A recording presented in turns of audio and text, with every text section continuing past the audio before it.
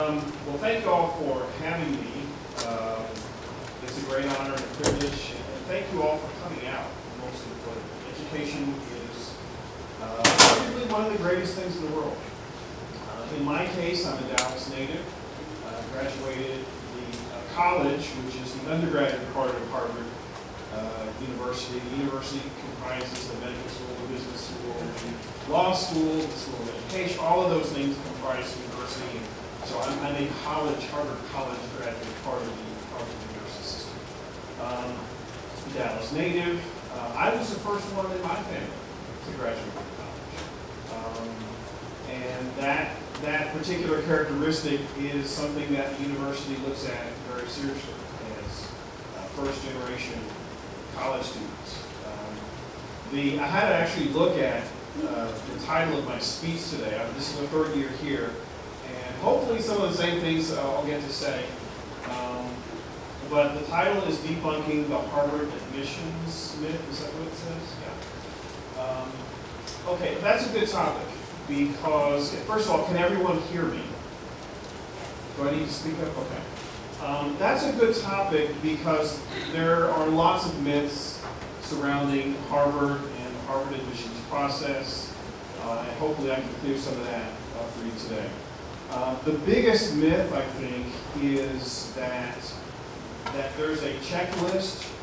If you do this and this and this and this and this and this, if you do all the checks, then you get in. And that's simply not true.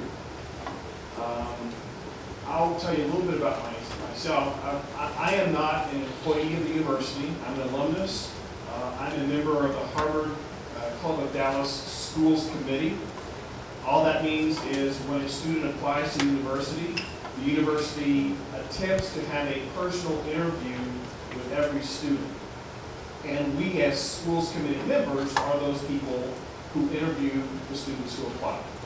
So I'll meet with the student for 30 or 45 minutes, and I will submit a report that essentially summarizes my impression of the student. We'll talk about academics.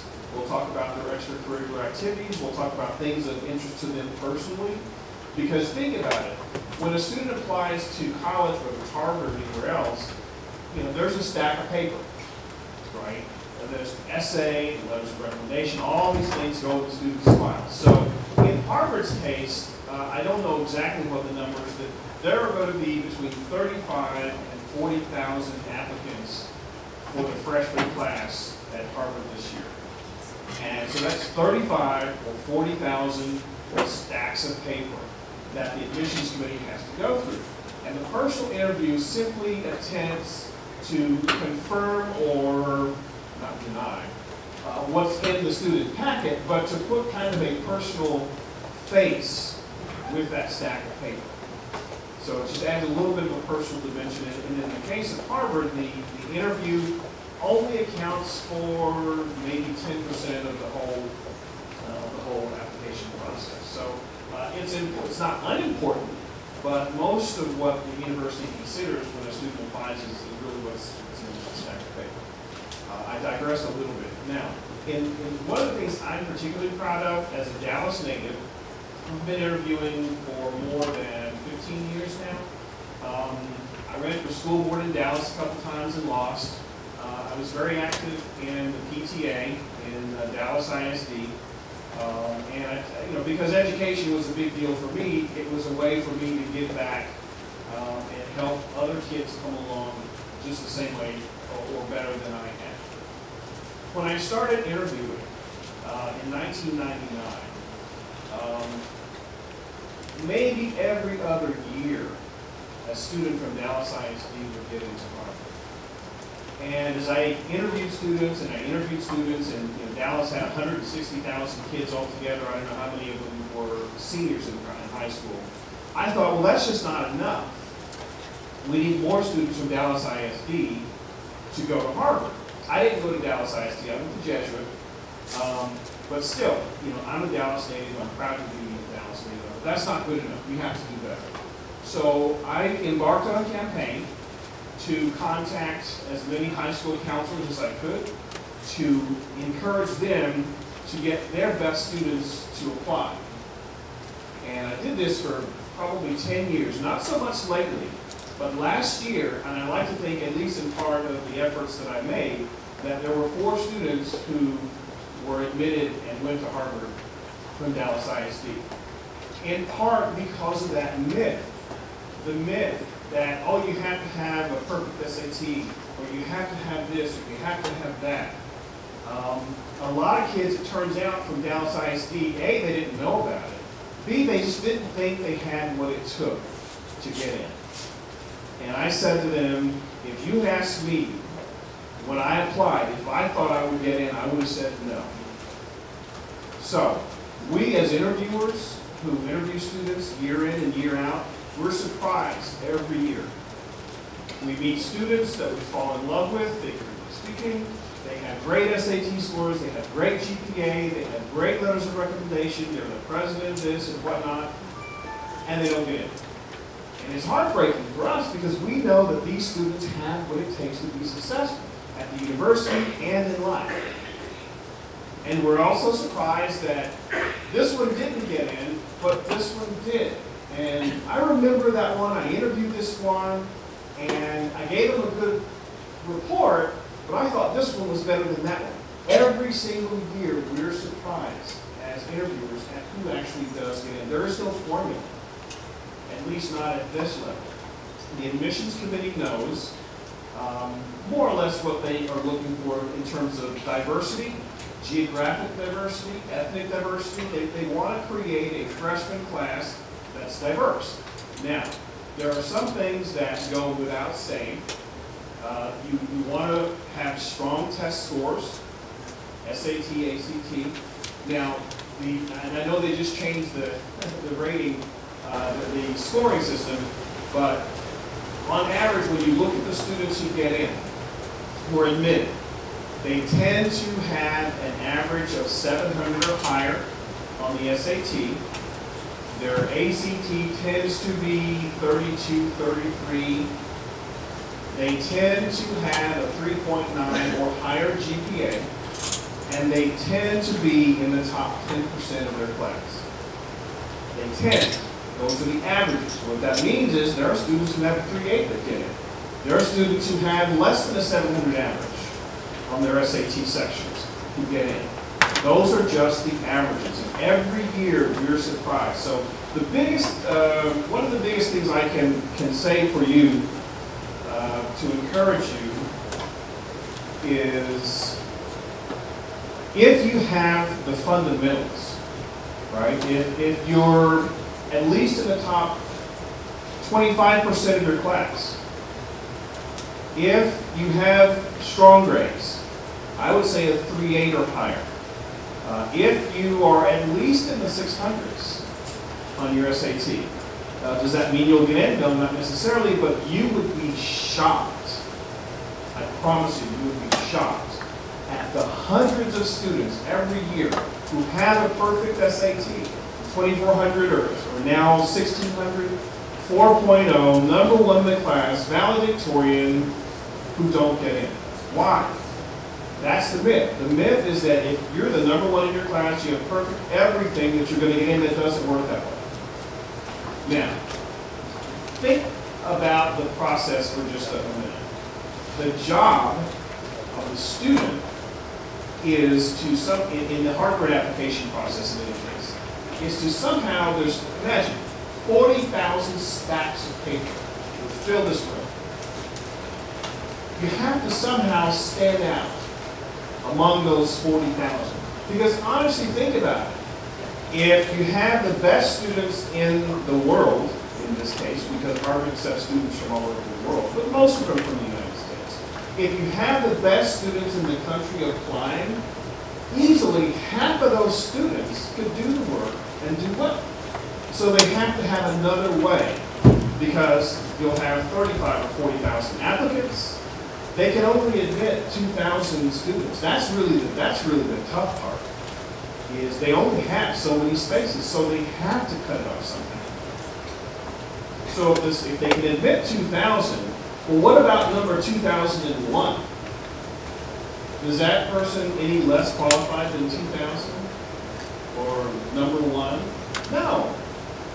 they're bright, they're hardworking, they're capable, but in order to be admitted, you have to somehow stand out. So you have to have good grades, you have to have strong test scores. If you got all of those basics, if you got good letters of recommendation, the question is, how do you stand out? This is kind of a crazy example, but I'll use it for purpose of illustration. We haven't proven this genealogically, but it is rumored in my family that somewhere in my bloodline is Japanese blood. And I guess that makes me part Asian, right? I studied Japanese in college. But here's this is really crazy. How do you stand out? How do you do something different? How do you be different? I'm actually going to read something. This is from an article that I read in the Morning News, dated March the 10th of this year. And the title of the article was "Asians Need Not Apply," or fewer Asians need apply. That's what it said. And this is a quotation from a report that an interviewer gave after having interviewed a student. He's quiet and, of course, wants to be a doctor. Read the interviewer's note. Okay, let me start. He's quiet and, of course, wants to be a doctor. Read the interviewer's notes on one application. Another said that an applicant's, quote, scores and applications seemed so typical of other Asian applications I've read. Extraordinarily gifted in math, with the opposite extreme in English, unquote. Admissions staff typically ranked Asian Americans lower than whites in first, quote unquote, personal qualities, and repeatedly described them as, quote, being shy, quiet, science and math oriented, and hard workers, close quote. Don't know how true that rings, but the point I'm trying to make here is that you got all this paper, and somehow you have to not be like everybody else. Well, and this is really crazy. I'm thinking about this on the way over here. If you're in a school and you're Asian, right, and you're the president of the Black Student Council, the Black Student Society of whatever the school is.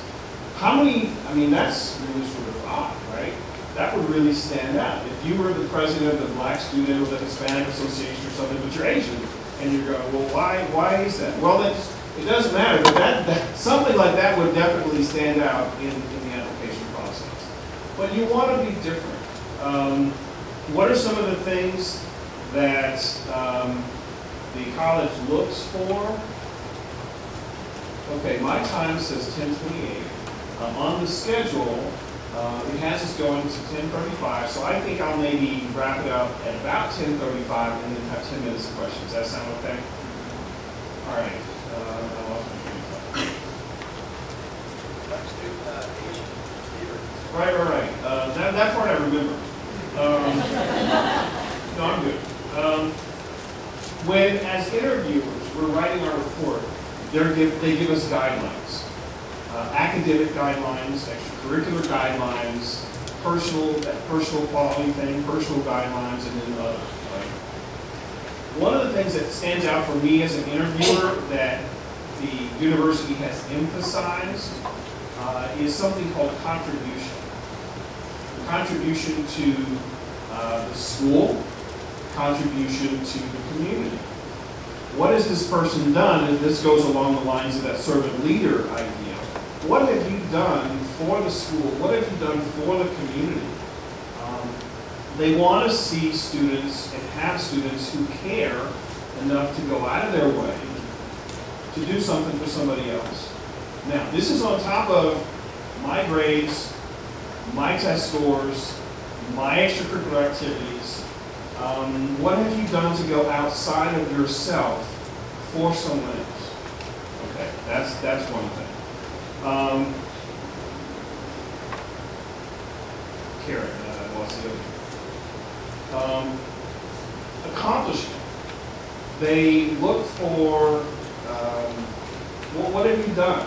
This is really important. One of the things they emphasize to us as interviewers is, has the student, this is a question, this is a line right out of the interviewer's guide. Has the student maximized the opportunities that have been given to them? And what does that mean? That means if you're looking at taking AP classes, right? Did you take the physics? There's two of them. There's AP1, AP2, or AB, BC. That's what BC calculus. Did you take AB calculus, AP, because you could get a higher grade, or did you take the BC because it was harder and you wanted to be challenged? The student who does the BC calculus and maybe doesn't get as high a grade, but clearly was more challenged, is the one that has the advantage. It's not all about the numbers. When the admissions committee is looking at making admissions decisions, they look at the total student. Now, I'll give you the same speech. You want to get the best grades that you can. You want to learn as much as you can. You want to work as hard as you can, get the best test scores that you can, impress your teachers as much as you can, make the most of every opportunity of every day. Start early. There's a program which we have an institute in Dallas that's called the Early Action, the Early College Awareness Program. It's targeted towards middle school students. And the reason is, as someone who does college fairs for the university, it breaks my heart. It really does, to sit at my booth and have a college senior walk up to me. And this is like in October of their senior year. And it's, the question is, well, what do I need to do?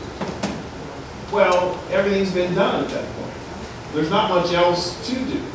The time to start the process of building your personal profile for application, not just to Harvard, but for any university, should be before you get to 9th grade. So that you have 9th grade, 10th grade, 11th, and 12th grade, that only part of 12th grade, to really put your best foot forward. I can tell you that in the interview process, being shy is not necessarily an asset. And I'm not saying that you want to be cocky or you want to be arrogant, but you really want to put your best foot forward. If you're really good at something, say, hey, I'm really good at this. And that's okay. Got 2 more minutes and I'll take some questions. Let me think. Being different.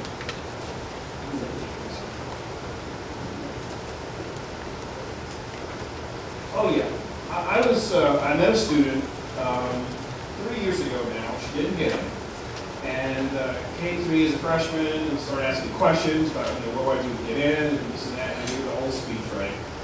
And I offered sort of to mentor this person because I thought, wow, this is a really sharp person, and if I can help them get in, I want to, because it's a real passion of mine to do these types of things. It really is, and I think it's an honor to be here. Nothing ever really came of that. We had coffee a couple times with her mom, single parent, but nothing ever came of it. And I'm in the process of thinking, do y'all know who Wayne Gretzky is? Well, Wayne Gretzky is a hockey player, one of the greatest, probably one of the 2 maybe greatest hockey players of all time. And Wayne Gretzky, somebody asked him, says, what makes you the greatest? And Wayne goes, well, most players try to get to where the puck is. I try to get to where the puck is going. Okay? So if your destination is Harvard, and incidentally, that should not be your goal. This should be a speech about how not to get into Harvard. Because as Angie said earlier, really what this whole process of going through high school and going to college is not really about having that Harvard piece of paper, or this piece of paper, or that piece of paper. It's about being the best person that you can be. And if you have a passion for science or music or art or whatever it is, developing that passion that's inside of you and give that gift to the world. That's really what this is. It's not about going to Harvard. It's about being the best you that you can be. And there's some so I had this crazy idea. Harvard professors are really approachable, right? You can have a guy who's won a Nobel Prize, and he's a professor at Harvard. And if you're in one of his classes that's got, maybe 15 or 20 teaching assistants that help him teach the class, well, that guy has, or that woman has office hours between 10:30 and 11:30 on Tuesday. Well, what that means is you have this Nobel laureate that between 10:30 and 11:30 on Tuesday that you can go into the building, up to their office, sit down and have a cup of coffee with them. They're there. Now, to continue the Wayne Gretzky analogy, you don't have to wait till you get to Harvard to reach out to that person, right? The crazy idea is this. Find something that you think you want to do. If it's in math, if it's in science, if it's in literature, if it's in linguistics, whatever it is, there's somebody at Harvard that's doing something related to what you want to do or what you're interested in. Call them, email them, read their books. Better yet, read their books and write an article critiquing their work and get it published. Develop a relationship with these people ahead of time. I think it's a fabulous idea. I don't know if anyone's doing it, but why not? And in terms of being different, if you're a senior and you're in this application process and you can show that you've either been in correspondence with this person or you've written an article that's gotten published challenging their work or agreeing with their work, either way. One of my most satisfying things was I was a research assistant for Orlando Patterson. He's a professor of sociology at Harvard, very well respected, and my major was Afro-American Studies. And so being able to work with him and help him get his books published and researched and all of that was one of the most rewarding things I ever did. So find a person, not just at Harvard, at Stanford, at wherever, and find the people who are kind of doing some things that maybe you think you want to do. Read their work, read their articles, send them an email, ask them a question, develop a dialogue. Get to where the puck is going, not where the puck already is. I think that's a great place to finish this part of it. I'll take questions for maybe another 7, 8, 10 minutes if you have questions. I'll tell you what, let's skip the first question, go right to the second question. Nobody wants the first question. Nobody wants to answer it. That's the first question. I'm nervous. Yes, sir.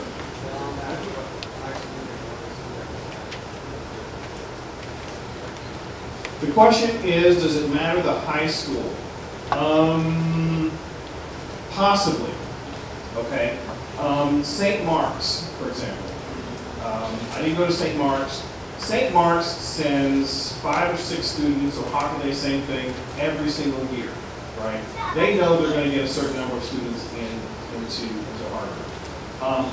If your school is on the map, so to speak, meaning that they sent someone to Harvard and the university has some sort of experience with them, that's a plus.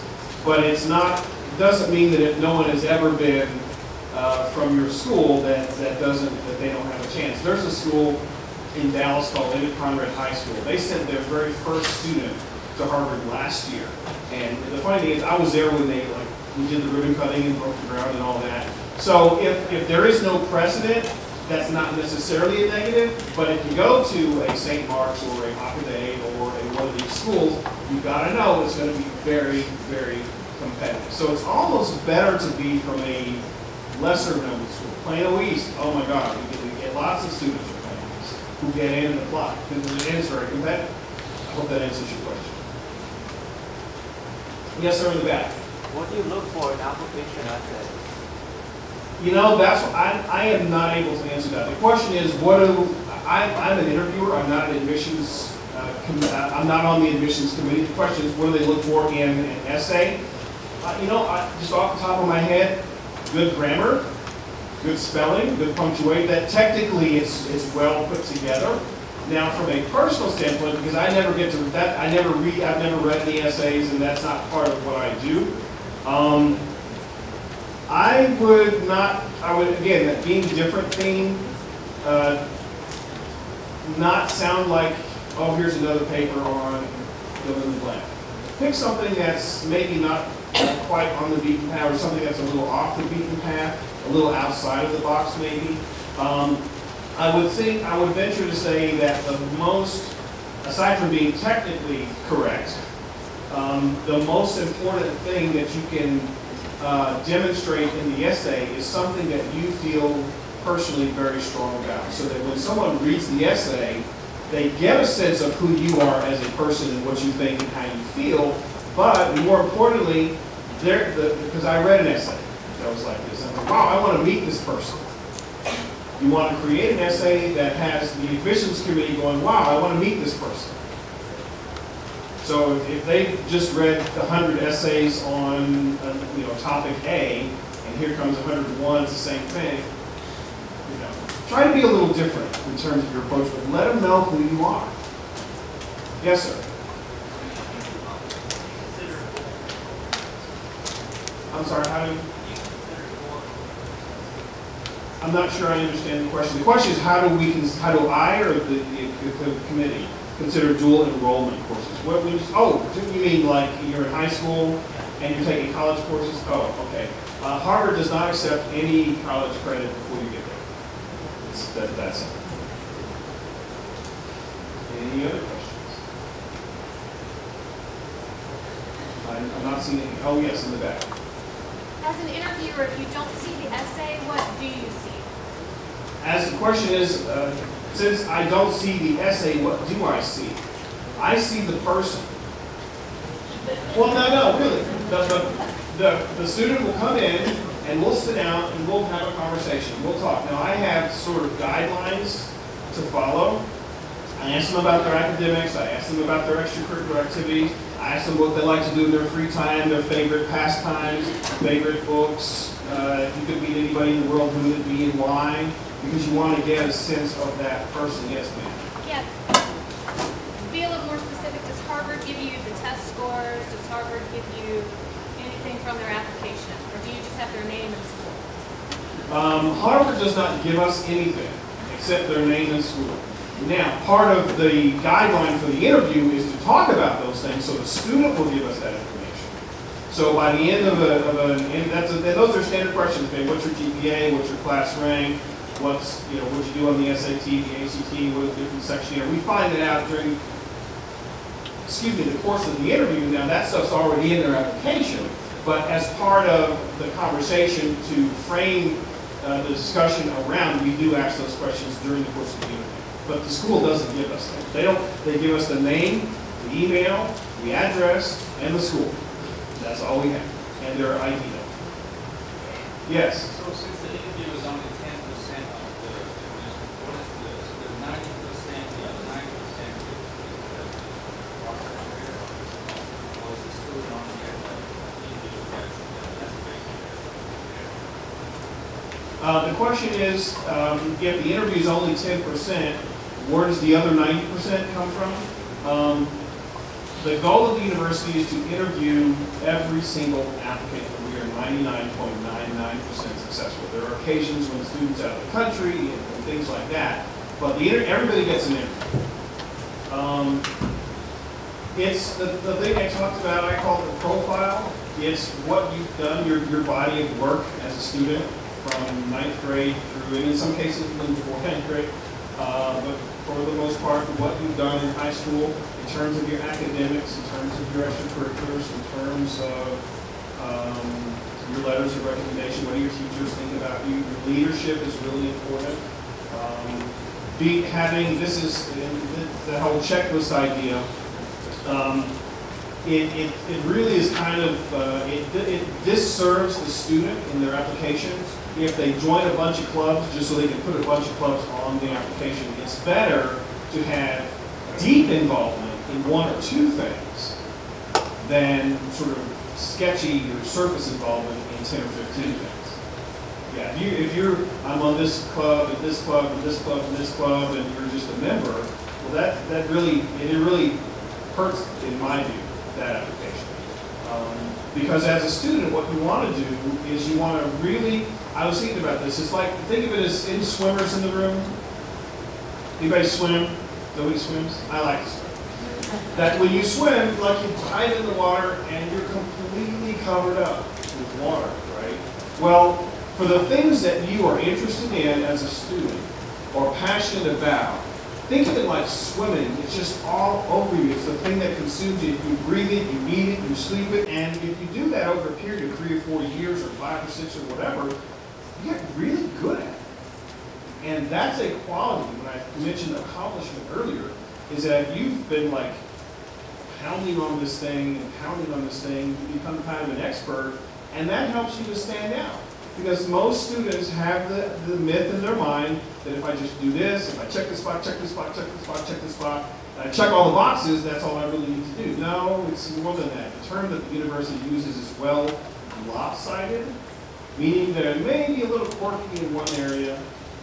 Yeah, they're good students, they're even great students, and their scores are good or great and all these other things, but they have this really something about this, you know, this particular instrument or this particular whatever, is that, you know, they've just been very accomplished because they've been working on something for so long and so passionate.